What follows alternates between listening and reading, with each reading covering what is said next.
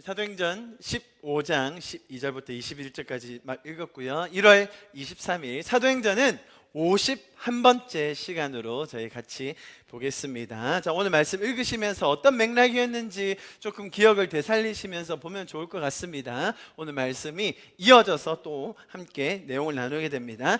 1차 전도 여행을 마친 바나바와 바울과 바나바가 파송을 받았던 시리아에 있는 안디옥이라는 교회로 다시 돌아왔습니다. 자, 그림 그려지시죠? 바나바와 바울과 바나바가 먼저 안디옥 교회에서 파송을 받아가지고 1차 전도 여행을 쭉 돌았습니다. 우리가 그 전도 여행 여정을 함께 봤고요. 자, 그리고 나서 이제 마지막 자신들이 파송했던 교회로 돌아와서 회복과 나눔의 시간을 가지고 있습니다. 지금 오늘이 15장이잖아요. 14장이 이렇게 마무리됐었습니다. 14장 전도 여행, 1차 전도 여행을 마무리하면서 했던 말이 요 기록이었습니다. 14장 26절부터 28절인데 제가 읽어드릴게요. 거기서 배 타고 안디옥에 이르니 이곳은 두 사도가 이룬 그 일을 위하여 전에 하나님의 은혜에 부탁하던 곳이라. 여기 안디옥이 시리아 안디옥입니다. 그죠? 우리가 1차 전도여행에서 봤던 비시디아 안디옥이 아니라 이제 다 마치고 돌아온 그 자리, 시리아 수리아 안디옥이라는 지역, 파송 받았던 그 지역으로 돌아온 거예요. 그들이 이르러 교회를 모아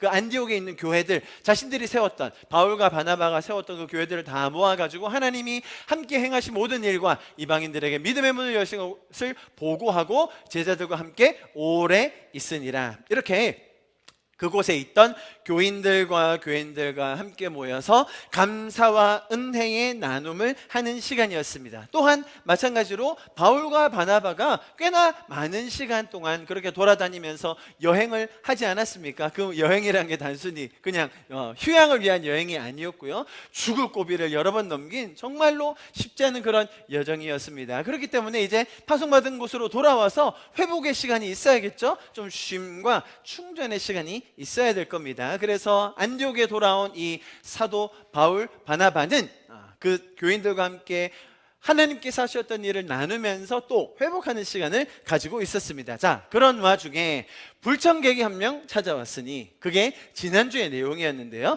누구였습니까? 오늘 내용과 연결이 되기 때문에 제가 순차적으로 여러분에게 설명드리겠습니다. 보십시오. 이게 지난주에 나눴던 오늘 본문 15장의 1절의 말씀입니다. 보세요. 어떤 사람들인지 구체적으로 나와 있지는 않지만 어떤 사람들이 어디로부터 내려왔다고요? 유대로부터. 유대가 어디입니까? 제가 말씀드렸죠.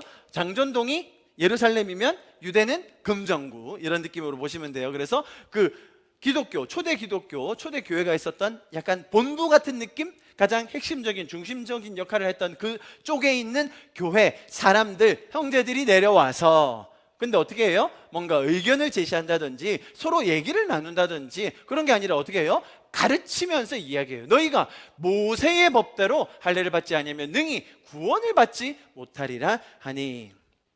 자, 그 초대 기독교의 본부와 같은 중심적인 역할을 했던 그곳에서 내려온 형제들이 이 말을 할 때 듣던 사람들이 어떤 느낌이었을까요? 안디옥 교회에 있던 사람들에게는 너무나 충격적인 이야기였습니다. 아니, 우리는 듣도 보도 못한 얘기라는 거예요. 왜? 바울과 바나바는 그렇게 가르치지 않았거든요.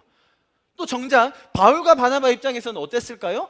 황당하죠. 아니, 그 전하러 온 그 유대 형제들, 아니, 당신들이 그 이방 지역에서 복음 좀 전해봤어? 목숨 걸고 정말 돌 맞아 죽을 걸 각오하면서 실제로 돌 맞아 죽을 뻔하기도 했고요. 밧줄로 도망치기도 하고 막 그런 목숨의 위협을 감수하면서 복음을 전하고 왔는데 지금 한다는 소리가 뭐라고요? 모세의 법대로 할례를 받아야 한다니요. 이건 얼토당토 않는 얘기지요.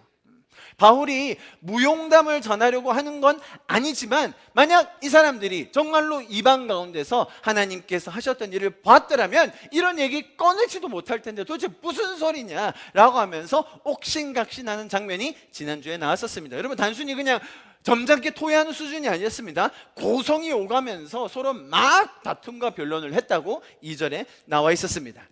그죠? 자, 그래서 이게 너무나도 말이 통하지 않는 상태가 되자 지금 안디옥 교회에서는 어떻게 결정합니까? 그렇다면 바울과 바나바를 어디로 보내자고 얘기해요? 예루살렘 교회로 보내자. 그래서 단판을 지어야겠다라는 결론을 내리게 됩니다. 사실 괜한 시비일 수도 있었지만 그럼에도 불구하고 이 이야기를 들은 이상 이것은 단순히 그냥 넘어갈 문제가 아니라 지금 여기서 단판을 짓고 결론을 내려야 할 주제였기 때문에 이들을 안디옥 교회가 파송하게 됩니다. 다시 한번 예루살렘 교회에 가서 그 사도들과 거기 모인 제자들과 확실한 결론을 내려주십시오 라고 하면서 예루살렘으로 보내는 장면 지난주에 봤습니다. 왜 이렇게 중요한 일이었습니까? 주제가 뭐였는데요? 다름 아닌 구원이었기 때문이죠. 구원. 어떻게 우리에게 구원이 주어지는가? 구원이라는 건 무엇인가? 구원을 얻기 위해서 우리가 해야 할 일은 어떤 것이 있는가라는 너무나 기독교 신앙의 가장 핵심 중에 핵심이 이 오늘 다루어진 주제였기 때문에 이것은 그냥 간과하고 넘어갈 수가 없었던 것입니다. 이 사람들, 유대에서 내려왔던 형제들은 모세의 법대로라는 것을 들먹이면서 자신들이 지금까지 해왔던 방식, 자신들이 지금까지 지켜온 전통, 그거 하지 않으면 구원도 없다라고 그들이 명시했기 때문에 이것은 가벼운 문제가 아니었습니다. 그렇다면 이들은 모세의 법을 들고 나왔는데 우리가 지금 2000여 년 신앙생활을 해오면서 구원이라는 것은 어떻게 우리에게 주어지는가에 대해서 가장 일반적이면서 또 종합적인 그 내용을 제가 이렇게 정리했었습니다. 우리 같이 한번 읽어봅시다. 아마 이 내용에 반대하는 사람은 없을 거예요. 하나님이 우리에게 주시는 구원이 어떻게 우리에게 주어지는가, 우리 한 목소리로 같이 읽어봐요. 시작. 하나님의 아들이신 예수 그리스도의 십자가 보혈의 공로로 말미암아 하나님의 은혜로 죄인 되었던 우리에게 주어지는 하나님의 선물이다. 이게 뭡니까? 구원이라는 거예요. 동의하십니까? 마음으로 동의가 되시나요? 그죠? 자, 하나님께서 우리를 위해 이루어 놓으신 사건이에요. 그런데 그것이 우리가 자격이 있어서, 우리가 공로가 있어서, 어떤 행위가 충족이 돼서 우리가 얻은 것이 아니라 하나님께서 은혜로 주셨기 때문에 그것을 선물이라고 부른다는 겁니다. 그죠? 자격이 있어서 뭔가 잘했기 때문에, 하나님 눈에 들었기 때문에 주시는 것이 아니라 하나님이 전적인 은혜로, 그런데 전적인 은혜로만 주어지기가 불가능하기 때문에 그 죄를 속량하기 위해서, 죄를 없이 하고 우리를 의롭다 하시기 위해서 누가 일하신 거예요? 누가 희생하신 겁니까? 하나님의 아들 예수 그리스도, 그분의 보혈의 공로로 말미암아. 구원이라는 것은 단순히 우리가 뭔가 큰 값을 치루어서 혹은 자격이 돼서 비밀을 알아서 깨달아서 얻어지는 것이 아니라 예수 그리스도 십자가 보혈의 공로와 하나님의 은혜로 우리에게 주어진다. 할렐루야. 아멘. 자, 구원에 대해서 이렇게 제가 포괄적으로 또 일반적으로 정리할 수 있는 요소들을 좀 이렇게 한 문장으로 정리해 봤습니다. 구원에 있어서는 인간이 스스로 할 수 있는 일이 없다라는 것이 큰 전제입니다. 자, 그런데 그렇게 구원을 은혜로 받았다는 것은 우리가 잘 압니다. 그죠? 여기에 부정할 사람은 없어요. 구원은 전적인 하나님의 은혜다. 하나님께서 우리에게 주신 선물이다. 자, 아는데 그 구원받음, 구원을 받았다라는 그 사실을 검증해야 될 거 아닙니까? 저 사람 구원 받았는지 안 받았는지, 저 사람이 구원받은 삶을 살고 있는지 아닌지를 검증하고, 그죠? 다시 한번 확인하고 점검하는 데 있어서 그 기준이 어떻다고요? 각 기관마다, 교회마다, 단체마다 그 기준이 다르다라는 거예요. 어떤 단체에서는 구원받았어요? 그리스도의 성도예요? 라고 하면 요구하는 수준이 엄청 높은 곳이 있어요. 또 어떤 곳에 가면 구원의 기준이 또 굉장히 낮아요. 이해하시겠습니까? 구원 받았다며? 그러면 이 정도는 살아내야지. 구원받은 성도예요? 그러면 이 정도는 하고 사셔야죠. 라는 그 기준, 각자 공동체마다 자체적으로 가지고 있는 그 기준이 상이하다는 거예요. 제가 그것에 대해서 지난주에 아주 자세히 설명을 드렸습니다. 자, 그러나 우리가 혼돈하지 말아야 될 것은 이 구원과 또 신앙과 그리스도인의 삶에 있어서, 여러분 잘 들어보세요. 열매와 조건을 혼동하면 안 돼요. 아시겠습니까? 구원받은 열매로 드러나는 삶과, 그런데 그것이 구원의 조건으로 혼동되는 순간 어떻게 된다고요? 저 사람 구원 안 받았네. 저 사는 거 저거 봐봐. 저게 무슨 구원받은 삶이야? 저렇게 사는 거 보니, 아직 열매가 없는 거 보니 구원을 못 받았네. 자, 이것은 열매를 마치 조건화시키는 거죠. 이해하셨습니까? 네. 우리가 구원받는 성도로 그리스도의 장성한 분량으로 성장해 나가기 위하여 성령님이 우리를 도우시고 하나님이 우리를 위하여 일하시고 우리와 함께 동행하시며 우리가 인격적인 관계 속에서 성숙 성장해 가면서 생기는 열매가 뭐라고요? 사랑, 희락, 화평, 온유, 절제, 그런 열매들이 생기는데 저 사람 희락하지 않은데요? 저 사람과 같이 있으면 아주 우울해 죽겠어요. 기쁨이라고는 없어. 저게 무슨 구원받은 성도예요? 자, 열매를 마치 조건하시긴하는 거예요. 이해하시겠죠? 제가 이것을 지난주에 자세히 설명드렸습니다. 그래서 결론적으로 이 말씀을 우리가 함께 읽었습니다. 갈라디아서 5장 1절 말씀입니다. 함께 읽습니다. 시작. 그리스도께서 우리를 자유롭게 하려고 자유를 주셨으니 그러므로 굳건하게 서서 다시는 종의 멍에를 매지 말라. 아멘. 여러분, 교회라는 것, 우리가 함께 모여서 신앙의 공동체 생활을 한다는 것은 자, 이런 신앙생활을 더 해가면 해갈수록 하나님을 더 알아가는 것이고 또 그 안에는 더 큰 기쁨과 자유함이 있어야 정상이라는 거예요. 그래서 그 자유함으로 인한 만족과 감격을 내가 먼저 누리고 또 나눌 수 있게 되는 것, 그것이 교회여야 하는 것입니다. 교회를 다닐수록 신앙생활을 할수록 더 큰 멍에란 게 뭐라고 했죠? 자, 주인이 동물들을 관리하기 위해서 꽉 채우는 거예요. 아니, 당신 지금 하는 게 그렇게 해가지고 구원 받으시겠어요? 그렇게 해가지고 상급 받으시겠어요? 요 정도, 요 멍에, 요 정도는 하셔야 되지 않겠습니까? 누가 편해지는 거예요? 다스리는 입장에서 리더십이 굉장히 편해집니다. 멍에를 많이 둘수록, 멍에를 크게 둘수록, 멍에를 더 촘촘하게 둘수록 사실은 교회 운영이 잘 돼요. 얼마나 일사불란하게 움직이는데요. 그림 그려지시죠? 아주 그냥 확실합니다. 오와이를 딱 맞춰서 앉게 하는 거, 모든 걸 다 통일시켜가지고 그 사람들이 딱 하는 말 그대로 살게 하는 거, 그게 멍에예요.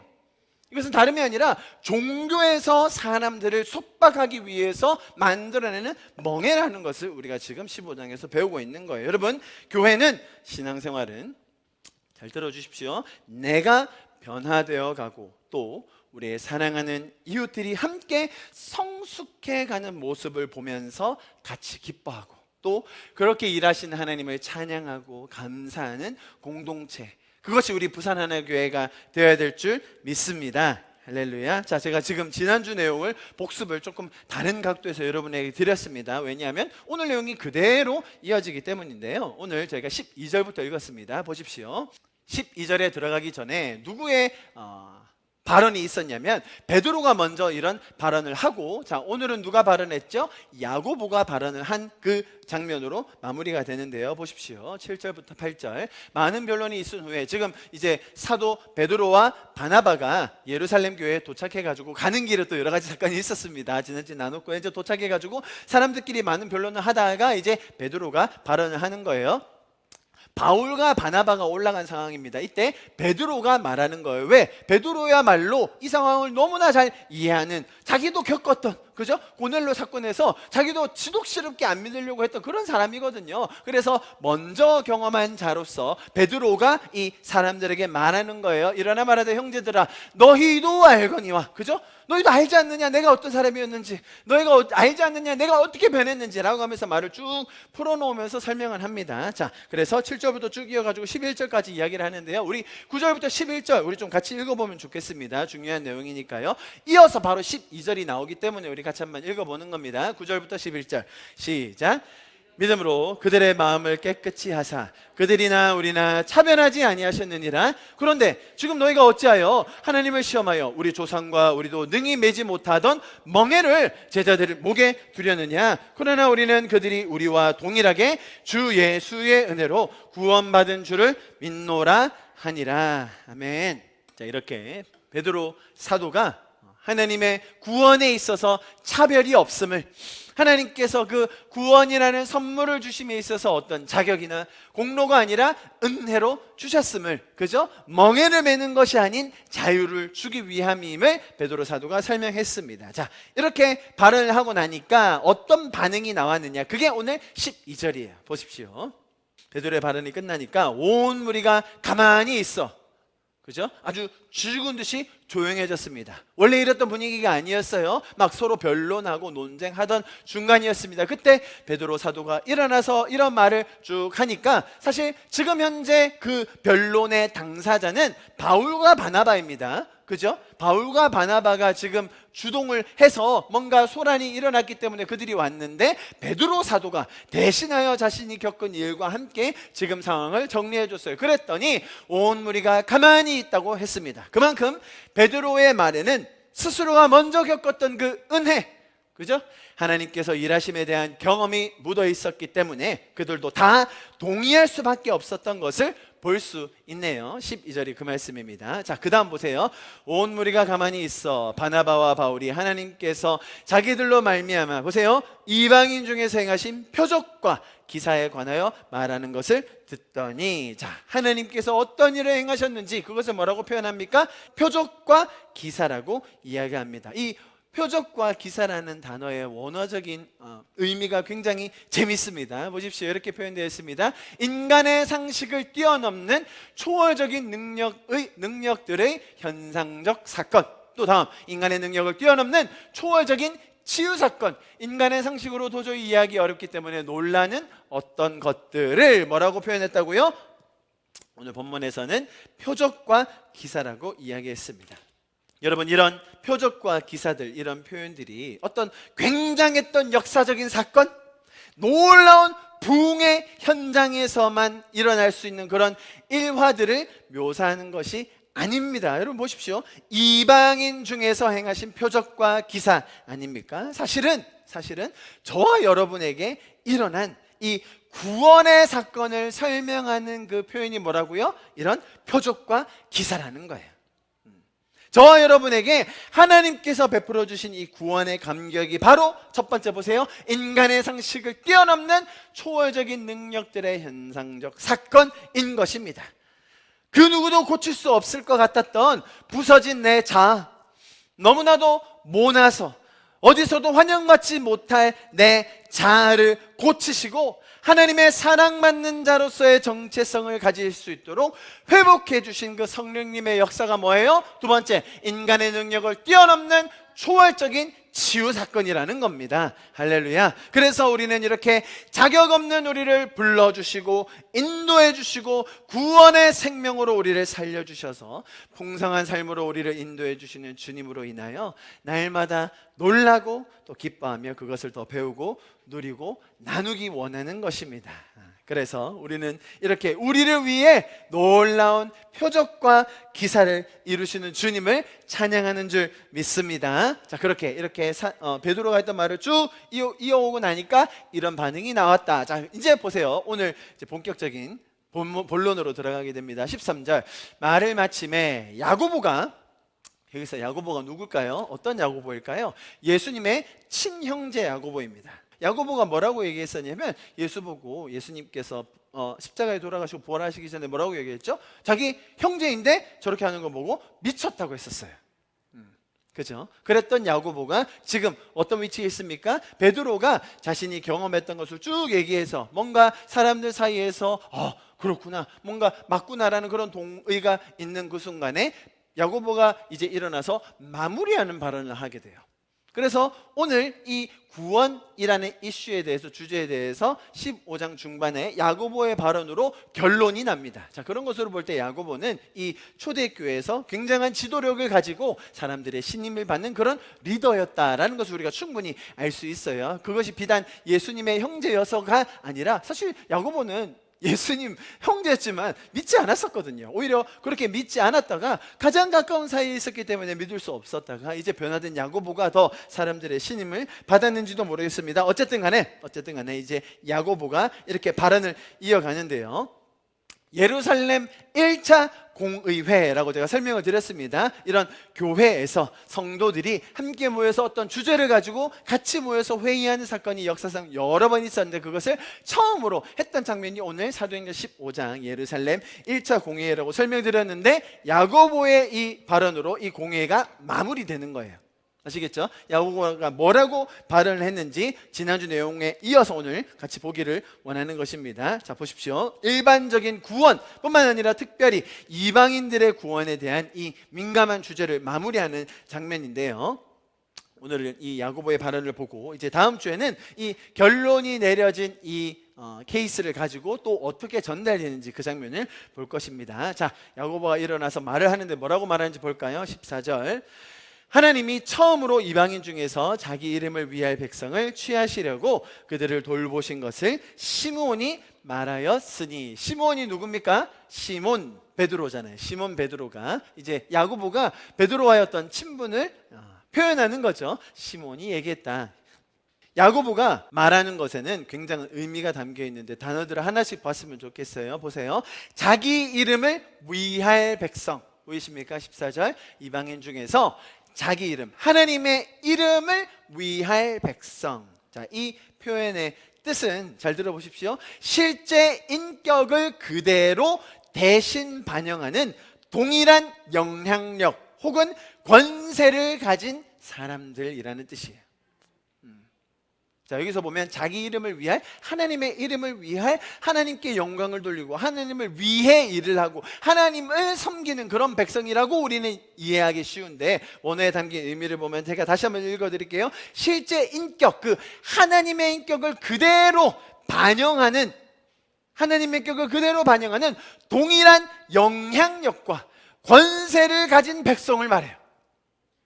여러분 좀 감이 오십니까? 하나님이 어떤 사람들을 이방에서 뽑으신 거라고요? 하나님의 인격을 그대로 반영하여 하나님께서 가지신 그 영향력과 그 권세를 동일하게 나타낼 백성들을 부르셨다는 거예요.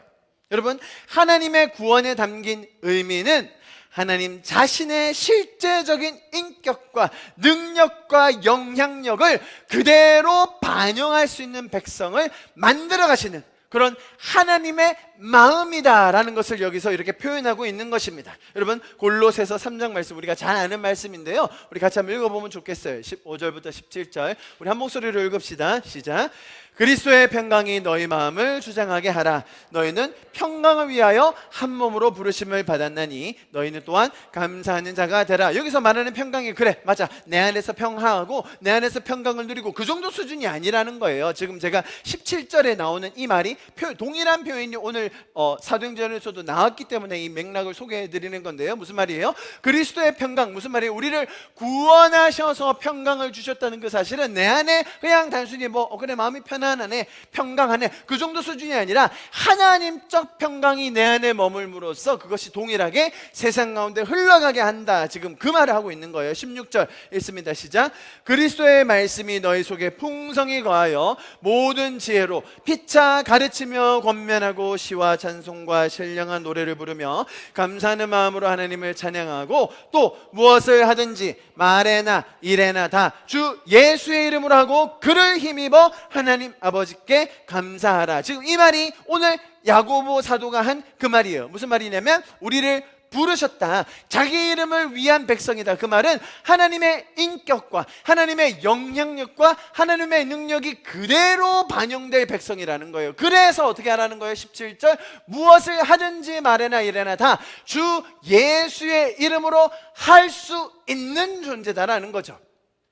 이것이 단순히 그래 오늘 내가 말할 때도 그래 예수님의 이름으로 뭔가 경건하고 거룩한 말을 해야지, 그런 명령이라든지 강압적인 뜻이 아니라 너희는 어떤 일을 하든지 말을 하든지 주 예수의 이름으로 동일한 영향력으로 동일한 권세로 동일한 하나님의 인격을 가진 존재로 그렇게 살 수 있는 존재, 성도가 되었다라는 어마어마한 선언인 것입니다.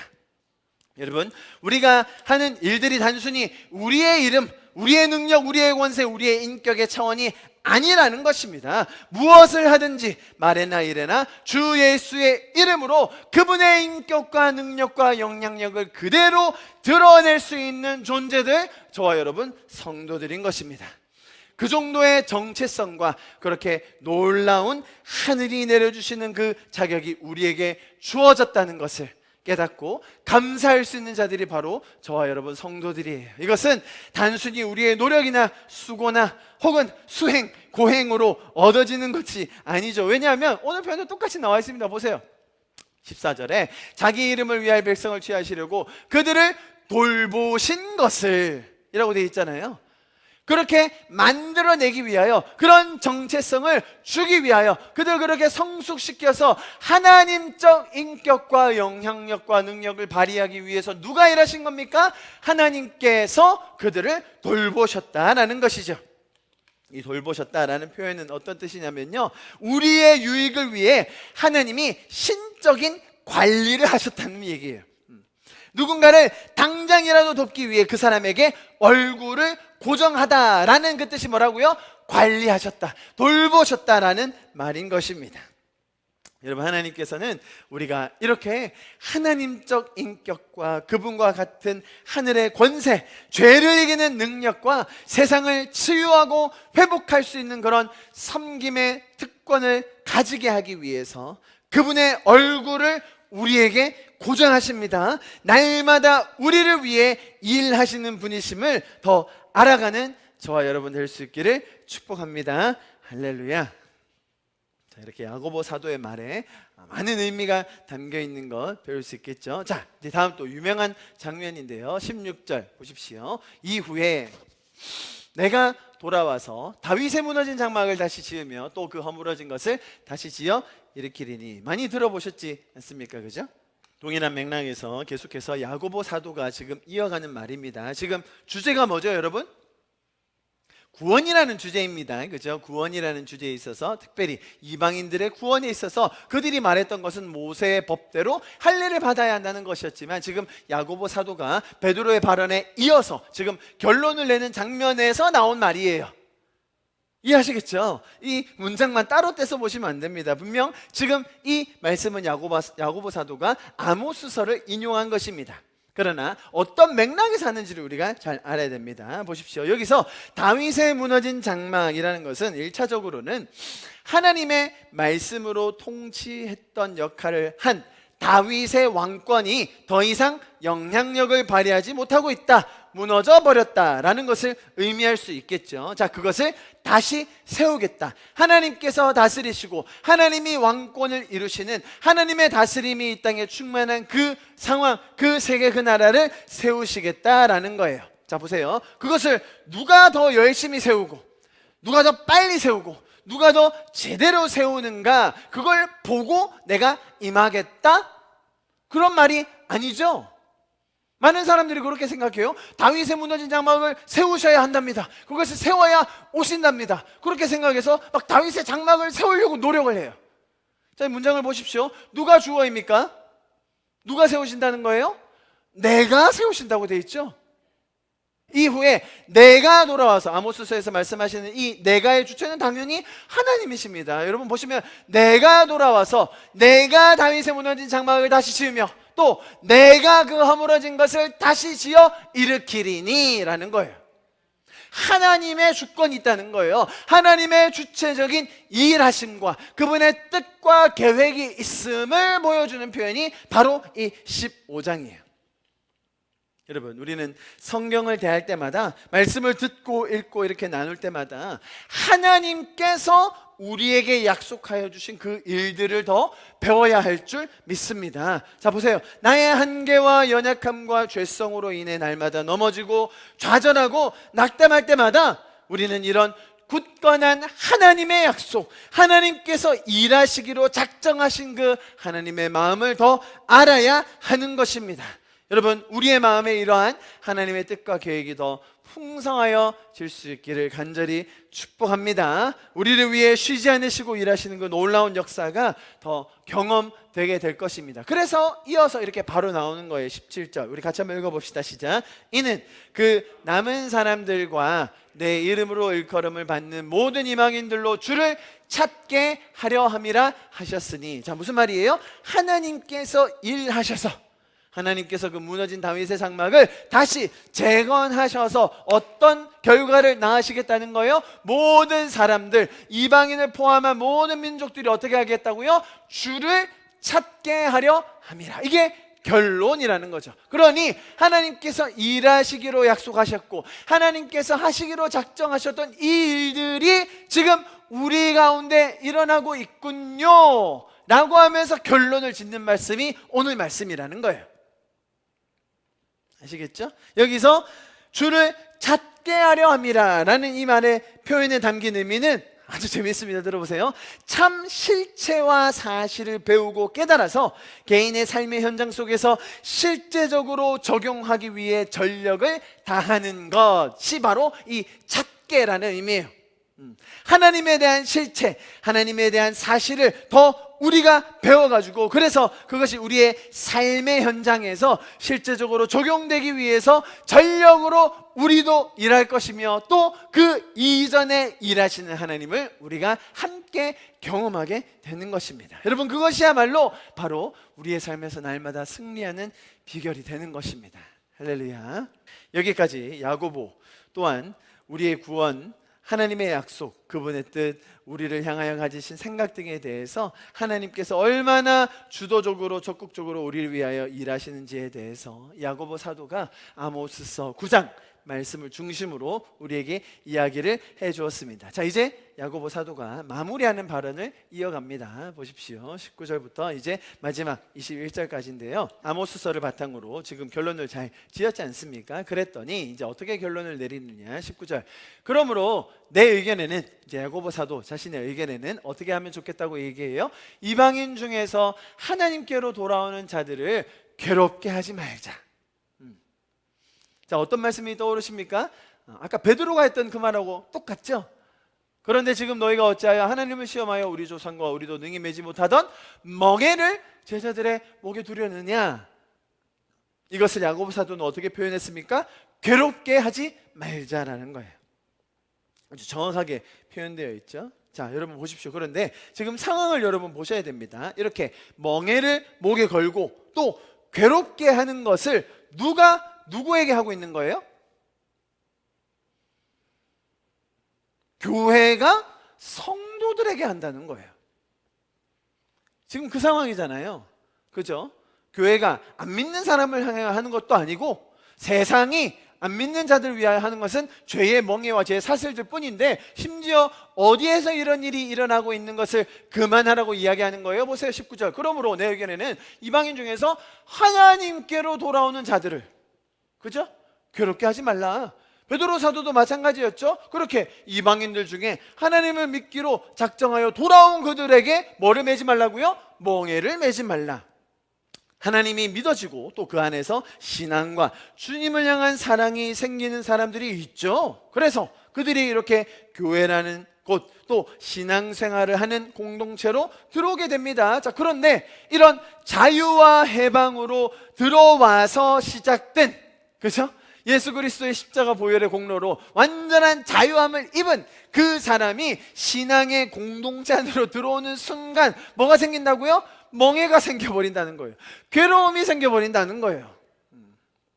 자, 그런 현상이 너무나 쉽게 일어난다라는 것을 우리가 오늘 말씀을 통해서도 배워야 한다는 것입니다. 여러분, 신앙, 교회, 공동체는 자유함을 더 얻어가야 하는 곳임에도 불구하고 그 반대적인 현상들이 너무나 많이 생긴다는 것 우리가 잊지 말아야 됩니다. 그것을 당부하는 말씀이 20절인데요. 참 재밌습니다, 여러분. 오늘 우리 유명한 구절인데 같이 한번 읽어봅시다. 시작. 다만, 자, 뭐라고요? 그렇게 괴로움을 주지 말고 다만 뭐만 좀 하게 하자라고 말하는 건지 보세요. 뭐만 딱 하면 좋겠다라는 야고보의 결론입니다. 시작. 다만 우상의 더러운 것과 음행과 목매어 죽인 것과 피를 멀리하라고 편지하는 것이 옳으니. 아멘. 자, 이 부분은 좀 중요하기 때문에 제가 아주 자세한 설명들을 하나씩 다 적어와 봤습니다. 좀 글씨는 작지만 그래도 보이시죠?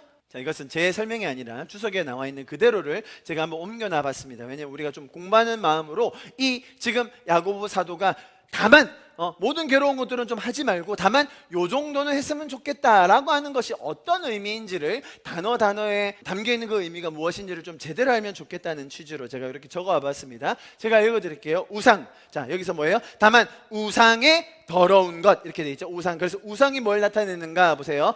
어떠한 절대적 존재나 개념을 인간의 상식적이고 논리적이며 이성적인 수준에서 이해하고자 그와 엇비슷한 대상을 가지고 여러 형태로 묘사하여 마치 실제 그 존재와 개념인 것처럼 만드는 것.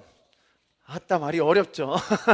말은 어렵지만 이해는 확 되시죠? 아, 하나님인데, 하나님이셔야 하는데 하나님 한 분으로 우리가 만족할 수 있고 하나님만이 우리에게 삶의 의미와 가치를 주실 수 있는 분인 것 우리 신앙인으로서 알 수 있잖아요. 그런데 신앙생활을 하면서도 우리의 옛 자아 때문에 그래도 이건 못 놓겠고 그래도 이건 붙잡아야 되겠고 그래도 이런 안정감은 내가 누려야겠다라는 그런 마음으로 하나님을 대체하려고 하는 그런 우리의 이성적인, 논리적인, 합리적인, 나의 감정적인 그런 대상을 뭐라고 한다고요? 우상이라고 한다. 이해하시겠죠? 도깨비 뿔 달리고 막 그냥 무시무시하게 생긴 그런 형상만 우상인 것이 아니라 내가 하나님 자리를 대체하여 놓는 그 모든 것들, 나의 쾌락이건 나의 욕심이건 나의 안정감이건 나의 미래에 대한 욕망이건 그것이 무엇이건 간에 하나님을 대체하는 자리에 두는 나의 상식, 이성, 감정적인 대체물이 뭐다? 우상이다. 충분히 이해하셨을 겁니다. 우상의 더러운 것, 자, 더러운 것도 특별한 뜻이 있어요. 우상들, 즉 하나님과 비슷하다고 여겨지는 모든 다양한 것들, 그게 뭐예요? 시각화될 수도 있죠. 뭐 그것이 내 눈에 보이는 어떤 게 될 수 있잖아요. 뭐 어떤 집이건 차건 내 눈에 보이는 게 될 수, 혹은 교리화될 수도 있어요. 재밌죠, 여러분? 내가 뭔가를 해야 한다. 하나님을 기쁘시게 하고 내가 상급받기 위해서는 이런 걸 해야 돼 라는 교회의 멍에들 여러 가지가 있습니다. 이념화된 것들이 섞여서 더 이상 원래의 것을 찾을 수 없도록 변질된 것이 더러운 것이라는 거예요. 우상의 더러운 것이 아유 더러워 이런 게 아니라 하나님의 그 본질, 하나님의 원래의 뜻, 원형적인 계획을 찾지 못하도록 뒤섞여 놓고 혼란스럽게 해서 가치관을 흐트러뜨리는 게 뭐라고요? 이 더러운 것. 자, 그 다음 보세요. 음행은 합법적이지 않게 기분 내키는 대로 분출하는 성적 행위, 이렇게 기본 뜻이겠죠? 육체의 본능적 성적 요구를 따르는 행위. 자, 이것은 두 개 다 포함되는 거예요. 영적인 음란과 육체적인 음란 모두를 포함하는 것입니다. 여러분, 성경에서는 뭐라고 이야기하죠? 하나님을 떠나 하나님이 주인 되심을 거부하고 세상의 신에게 자기 자신을 의탁하는 그런 행위를 뭐라고 해요? 음란하다고 표현해요. 그런 게 음행이라는 거죠. 그래서 영적인 것, 당연히 육적인 것도 들어가는 거예요. 그런 내 쾌락을 쫓아 사는 삶, 뭐라고 얘기합니까? 육체의 본능적 욕구를 따르는 행위가 뭐라고요? 음행이라는 거예요. 자, 마지막 피는 뭐라고 되어 있냐면 특히 제단에 드리는 동물의 피. 그러니까 지금 이 구절 때문에 선지국을 안 드시는 분들이 간혹 계시더라고요. 그 맛있는 걸. 자, 여기서 말하는 피는 지금 앞에랑 다 이어지는 거 아시겠죠? 우상에 드리는 그 더러운 것, 그리고 거기서 행하는 음행과 연결된 피라는 거예요. 선지는 먹어도 됩니까? 안 됩니까?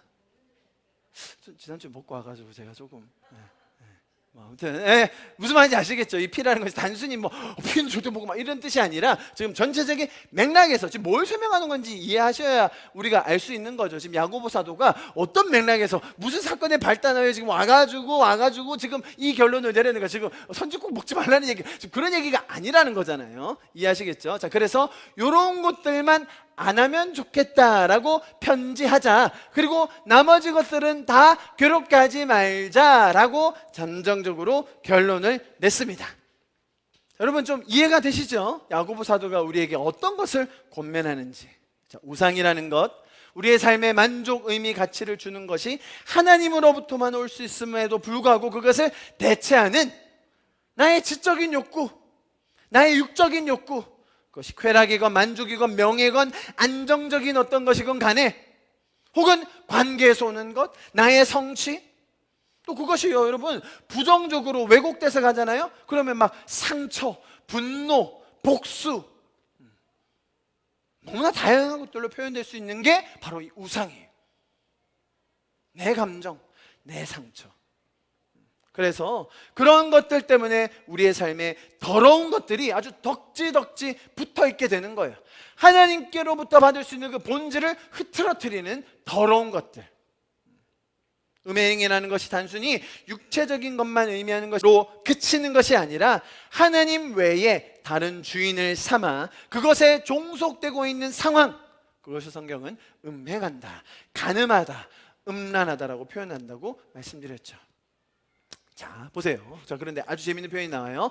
다만 우상의 더러운 것과 음행과 목매어 죽인 것과 피를 뭐라고 되어 있어요? 멀리하라고 편지하는 것이 옳으니. 자, 멀리하라고 되어 있는데요, 이게 또 굉장히 재밌어요. 멀리하라고 되어 있는 이 표현이 특정 시제로 적혀 있는데, 이 시제를 뭐 제가 굳이 그것까지 설명드릴 필요 없는데, 그 시제가 성경에 나올 때 어떤 용례로 사용되는지 잘 들어보세요. 무엇을 사용하거나 만지지 못하게 하다. 자, 멀리하다라는 게 이 뜻이에요. 두 번째, 본능적으로 계속 원하는 무엇을 참다. 지금까지 익숙하던 무엇이라도 과감하게 버린다. 그래서 내가 지금까지 너무 익숙하고 본능적으로 그걸 계속 따르고 싶은 걸 어떻게 하라고요? 멀리하라라고 편지하는 게 옳다는 거예요. 아주 주목할 만한 것이 있는데, 왜냐하면 자, 이 말에 담긴 의미가 뭐냐면, 이렇게 하는 것이 쉽지 않을 경우에만 요 시제를 써요. 뭐 그냥 하면 되는 거 아닌가? 결단하면 되는 거 아닌가? 뭐 바꾸면 되는 거 아닌가? 저 사람 왜 저렇게 못하지? 그런 차원이 아니라 이것은 우리의 죄적인 육신의 본능과 너무나 결탁되어 있기 때문에 이렇게 멀리하는 것 자체가 쉽지 않다라는 것을 감안하고 이 얘기를 야고보 사도가 하고 있다는 겁니다. 그래서 결국 자신을 위해서 그렇게 유혹 속에서 벗어나기 위한 시도가 있지만 그것이 쉽지 않을 것을 암시하면서 이야기하고 있습니다. 여러분 잘 들어보십시오. 이것이 신앙생활과 굉장히 깊은 연관이 되어 있습니다. 여러분, 이 우상, 더러운 것, 음행피, 지금 어떤 맥락에서 하는 말인지 아시겠죠? 신앙의 본질적인 것 아닙니까? 그죠? 저희가 구원이라는 측면에 있어서 예수 그리스도의 보혈의 공로와 하나님의 은혜로 우리가 그걸 받았어요. 예. 하나님이 선물로 주셨어요. 자, 그리고 나서 우리가 하는 게 신앙생활인데, 그 신앙생활을 함에 있어서 야고보 사도가 뭘 우리에게 주고 있는 거예요? 자, 이런 우상이라는 것, 계속 우상이 생길 거라는 거예요. 하나님이 왜 안 보이시고 우리에게 관심이 있는지 없는지 계속 의심이 들고, 그럴 때마다 우리가 뭘로 대처한다는 거예요? 우상. 그러다 보니 더러운 것에 매이게 되고, 그런 것들이 우리 삶에 덕지덕지 붙게 되고, 그러니 음행으로 나아가고, 그러니 그런 우상들이 주는 피에 흠뻑 젖어 살게 된다. 그것을 멀리해라. 그죠? 지금 구원의 본질을 설명하는 것이 아니라 신앙생활에 있어서 우리가 어떻게 해야 하는지에 대한 조언을 주고 있는 거죠. 이해하시겠죠? 굉장히 중요한 말씀이에요. 자, 그런데 마지막에 이것을 멀리하라는 것에 있어서 어떤 것까지 암시하고 있다고요? 이것이 쉽지 않을 거다라는 거예요.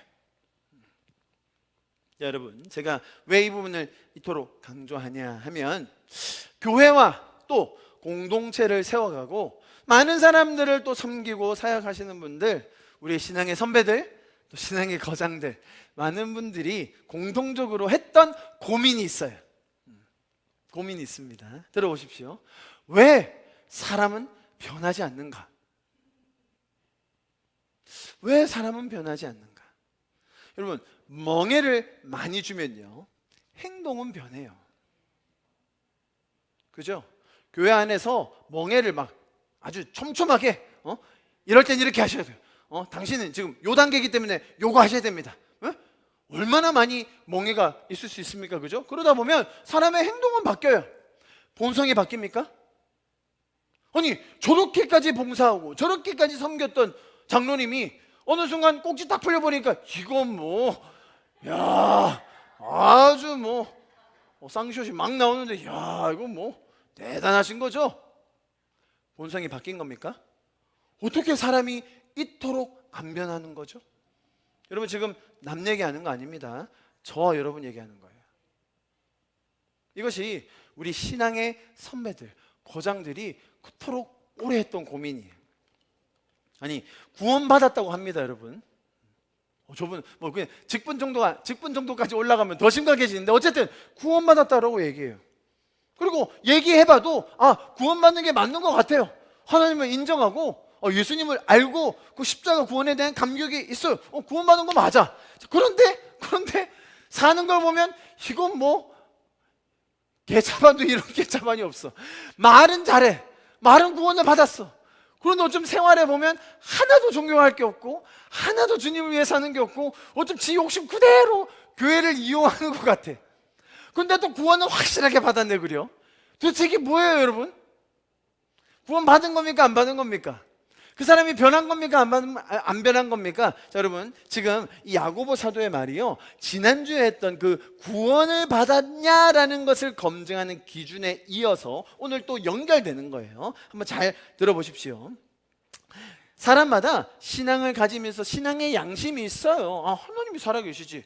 제일 크게 작동하는 양심이 뭐죠? 이러다가 나 지옥 가는 거 아니야? 뭐 이런 양심이 생기거든요. 그러니까 뭔가 하나님께 잘하고 싶고 신앙생활 열심히 하고 싶은 그런 양심이 생겨요. 그리고 하나님과 관계도 있어요. 그게 뭐예요? 기도하면 하나님 응답해 주고 그런 스토리들이 생기고 막 그런단 말이죠. 자, 그런데도 변하지 않는 내 자아, 내 탐욕, 욕심, 질투, 원망, 상처, 이런 것들이 어쩜 이렇게 변화되지 않는지, 성경은 심지어 우리를 새로운 피조물이다, 죽었다 살아났다라고 정도까지 선포해 주시고 있는데도 이토록 더디 변하는 내 모습을 보면서, 나만 그렇습니까? 우리 다 그래요. 스스로에 대해, 또 다른 성도들에 대해 아주 어려운 마음을 가지게 되는 경우가 너무나 많아요. 자, 지난주에는 구원에 대한 이야기를 했어요. 그죠? 오늘 야고보 사도는 신앙생활에 대한 얘기를 하는 거예요. 구원의 기준을 다 다르게 잡았었어요. 오늘 이야기는 그 신앙생활과 연결되는 거예요. 이렇게 쉽게 변하지 않는다는 것을 야고보 사도도 우리에게 암시해 줬는데요, 이런 것들, 아까 제가 보여드렸던 이런 우상, 더러운 것, 음행을 멀리하면서 사는 것이 잘 안 되기 때문에, 자 보세요. 자, 구원 받았어. 확실히 구원 받은 것 같아. 말해보면 구원에 대한 확신이 있어요. 천국이 뭔지 알아요. 자, 그런데 변화되지 않아. 그러니까 사람들이 또 뭘 만들어요? 오늘 야고보 표현에 빌리자면 괴로운 것들을 많이 만들어요. 지난주 베드로 사도의 표현을 빌리자면 멍에를 많이 두기 시작해요. 자, 그런데 그것이 처음부터 멍에의 모습으로 나오는 게 아니에요. 어떤 교회, 어떤 공동체를 가보면요, 그 교회나 공동체가 막 아주 나를 세워서 주구장창 강조하는 것들이 있어요. 어떤 단체를 가면요, 여러분, 하루 종일 성경 공부만 합니다. 그런 단체들이 있어요. 왜 그렇게 하는지 아세요? 보니까 어떤 사람이 성경 공부하다가 변화가 됐어요. 자, 지금 전제가 뭐였어요? 사람이 잘 안 변해요. 안 변하는데 어떤 단체는 성경 공부를 해보니까 변했어. 이거다. 우리는 성경 공부만 할 거다.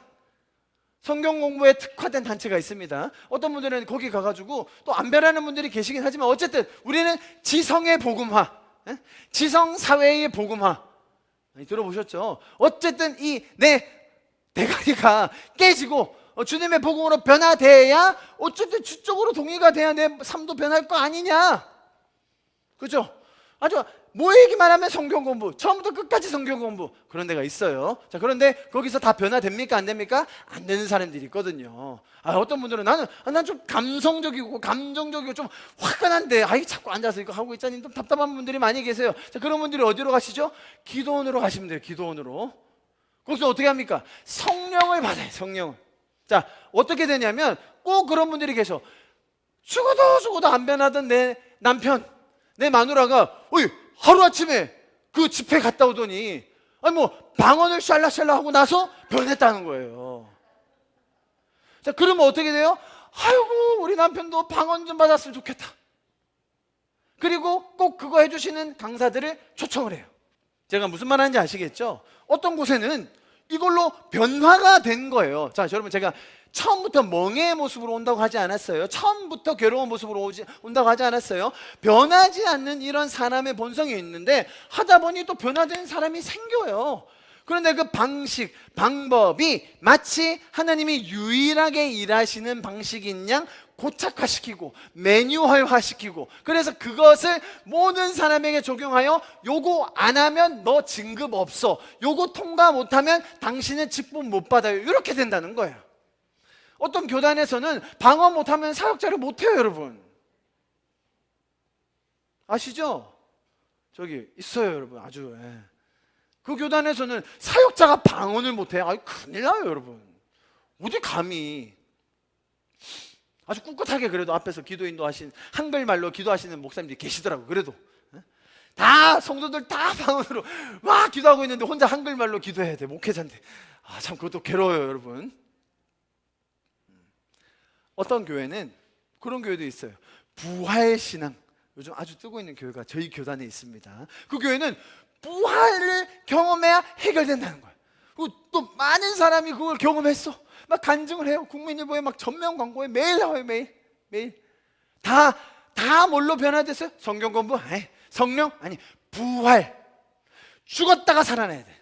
그리고 어떤 공동체 가면요, 인생 간증을 할 때 밑바닥을 친 경험이 없으면 인정을 안 해줘요. 어떤 말인지 아시겠어요? 얼마나 인간이 기가 세고 얼마나 인간이 교활한데 한 번 딱 꺾여가지고 밑바닥을 치는 경험, 딱 곱해. 밑바닥을 치는 경험, 뭐 욥만큼은 아니겠지만 그래도 밑바닥을 쳐야 살아나는 거 아니에요. 죽어야 부활하는 거 아닙니까? 그래가지고 그런 교회 가잖아요. 그럼 어떻게 하는지 아세요? 살살 코너로 몰아요, 그 사람을. 뭐 사업이 쫄딱 망하건, 뭐 한번 그냥 다리가 분질러지건 어쨌든 한번 바닥을 치워야, 그래야 하나님의 은혜를 경험한다라는 그런 어떤 개념이 팽배해 있는 공동체가 있어요. 거기서 이제 간증이 더 영향력 있는 사람이면 어떤 분들이에요? 더 밑바닥을 깊게 치신 분들. 그래서 그 교회는 다 리더들은 다 어쨌든 인생에 막 상처들이 대단해. 막 훈장이 어마어마해요. 자, 제가 지금 어떤 얘기 하는지 잘 아시겠죠? 구원이라는 것에 있어서 멍에를 만들더니 이번에는 신앙생활에서 변하지 않는 사람들을 변화를 시키기 위해서 사람들이 그들을 괴롭게 하는 장치들을 많이 만들어내고 있다는 거예요. 어떤 교회 공동체들은 그래서 한 가지 것들을 주구장창 주장합니다. 그런데 뭐 교회들마다 다 그런 건 아니고요. 일반적으로 교회들이 막 시기마다, 시즌마다, 자, 이번에는 막 성령으로 확 가고, 또 어떨 때는 성경 통독으로 확 가고, 또 어떨 때는 막 치유로 확 가고, 좀 그러는 경향이 없지 않아 있어요. 정말로 지독하게 변하지 않던 사람이 변했으니 그럴만 하기도 합니다.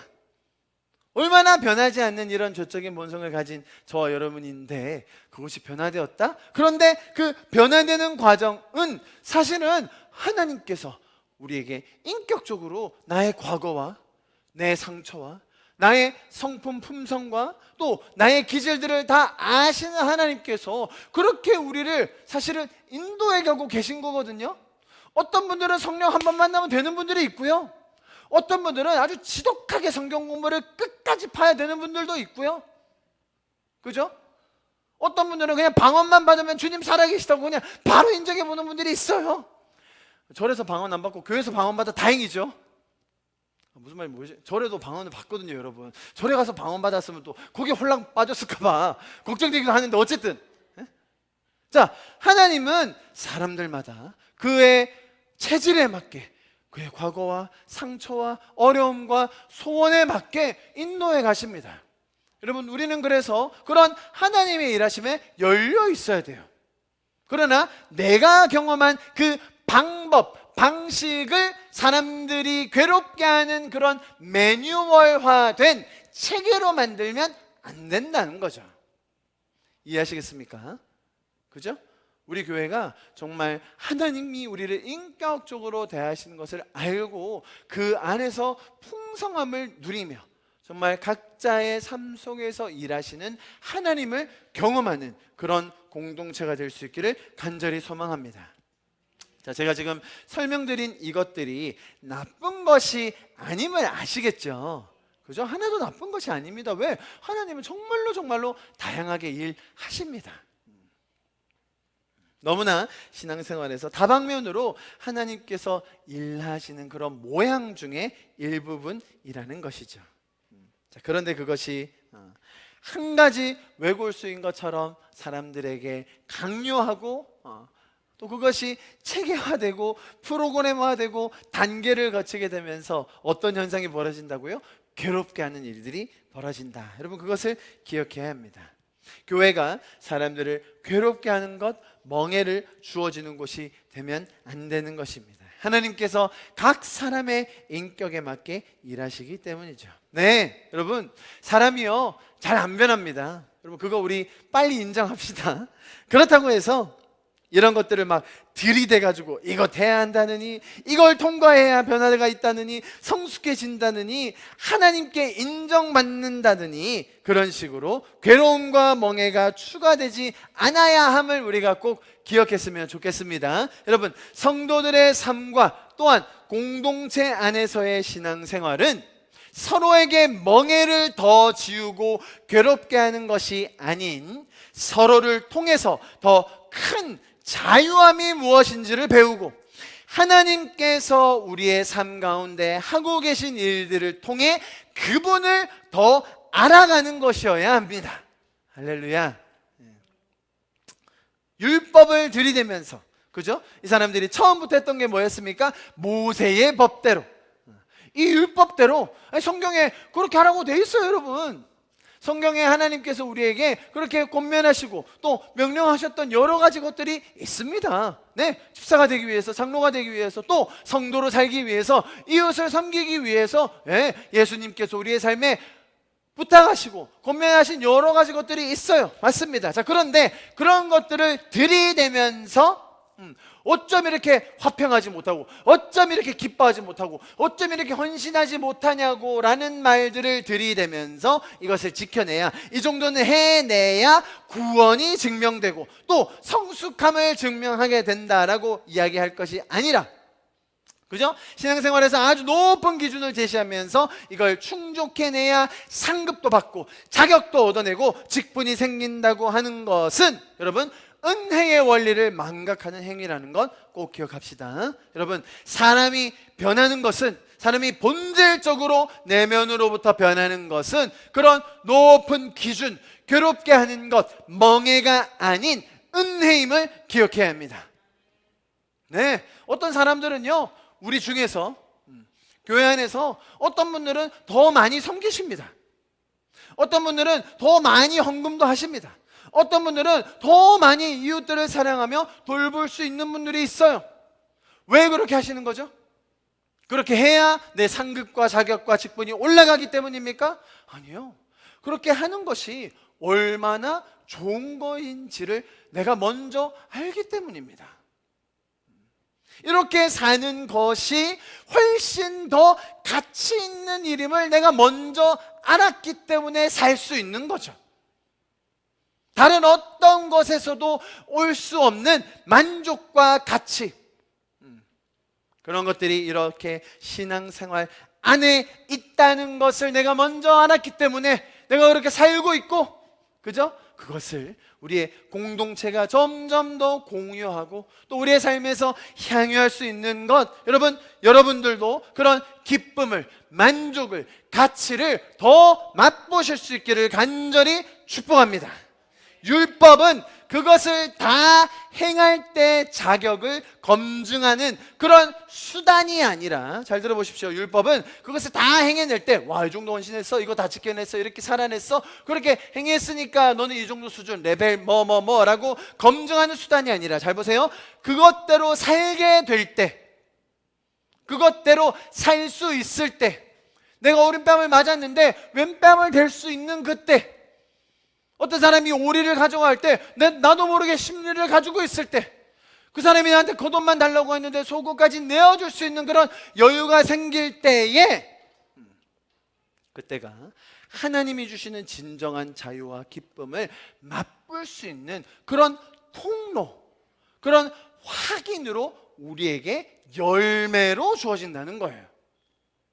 산상수훈에 있는 그 말씀들을 다 지켜내야 성숙하다가 아니라, 내가 그렇게 살고 있었네? 왜죠? 그게 더 가치 있는 걸 알기 때문이죠. 내가 가진 재정을 정말 다 써서 명품들을 쌓아놓고 모아놓으면 만족이 생깁니까? 아닌 거 아시잖아요. 내가 낸 이 푼돈이라도 교회를 세우고 영혼들을 살리는 데 쓰여진다? 그럼 그거보다 더 가치 있는 일이 어디 있습니까? 나의 시간과 열정과 에너지를 통해서 영혼들이 살아난다? 그럼 그것보다 더 가치 있는 게 어디 있습니까? 자신 있게 이야기할 수 있는 거예요. 할렐루야. 그것을 먼저 경험한 사람들이 함께 먼저 모여서 그런 신앙의 은혜를 나누는 공동체, 그것이 교회인 줄 믿습니다. 하나님께서 우리에게 주신 그 특권들이 더 많이 누려줄 수 있기를 간절히 축복합니다. 교회를 세워가고 이웃을 섬기며 더 가치 있는 일에 우리 인생이 들여질 수 있는 그 놀라운 자유함과 기쁨이 우리의 삶에 날마다 더 넘쳐날 수 있기를 간절히 축복합니다. 할렐루야. 우리 시간 좀 같이 기도하고 예배를 마무리하도록 하겠습니다. 이 땅에 오직 주밖에 없네. 그 무엇도 나를 채울 수 없네. 주님의 평안 내 안에 있네. 그 누구도 빼앗을 수 없네. 세상은 변해가고 세상은 변해가고 소망은 힘을 잃어도 변함없이 붙드시는 그 구원의 손길. 폭풍이 몰려와도 두려움 물러가네. 우리 위해 싸우시는 그 손을 의지해.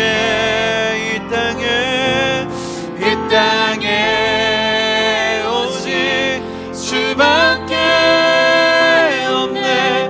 그 무엇도 나를 채울 수 없네.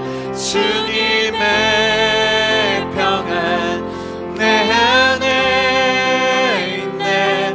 그 누구도 빼앗을 수 없네. 이 세상 어디에서